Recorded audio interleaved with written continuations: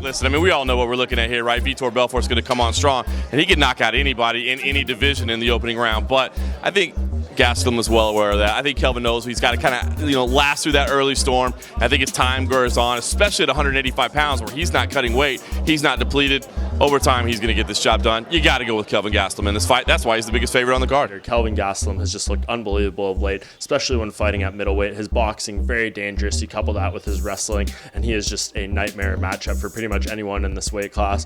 It's very interesting. I do think Gastelum is going to try to stand with Belfort and kind of prove a point here against one of the most dangerous knockout artists in UFC history. That is a very risky game plan. Of course, Belfort can still catch you, can still knock you out. He's still a very dangerous stand-up fighter, but I think Gastelum's going to go in there, use that forward boxing pressure that we saw a lot in that fight versus Tim Kennedy, and I think eventually he's going to catch Belfort, put him on the ground, and finish him by TKO. And I've got to be honest, I think this might be the swan song of Vitor Belfort's UFC career.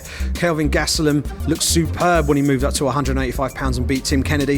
I think we're going to see a continuation of that form as he finds himself a lot more at home in that middleweight division. I think he'll stop Vitor Belfort inside the distance, despite the obvious crowd support he's going to get down there in Brazil. Kelvin Gastelum gets this one done by TKO.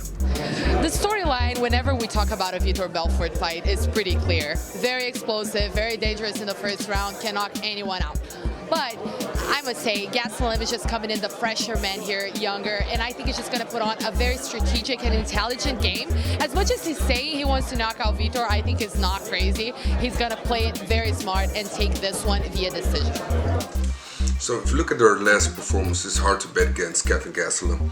But, I think that Vitor Belfort could be one of his last fights in the octagon. I think fighting in front of a Brazilian crowd will give him an extra boost to give a little bit more in the first couple of rounds where it's the most dangerous. But I do think that this fight will go into the later rounds and that Kelvin Gastelum will win this fight and will finish it in the third round. Sorry, Brazil. But if you look at Gastelum, ultra impressive since his debut, his outing against Tim Kennedy. What a performance that was. A guy who's probably small for the middleweight division, but his gritty, grindy style is going to be the difference here on Saturday night. I'm going to look for him to grind on Vitor. I think when you grind on Vitor, like we've seen Geiger did in that first round in Manchester, he's going to be susceptible to problems. He doesn't like to be bullied around these days. I'm going to look for Kelvin Gastelum to finish this in the second. Wear Vitor down in the first, look for the ground and pound finish, maybe a submission even in the second round. Kelvin Gastelum for me, Saturday night in Fort Elisa.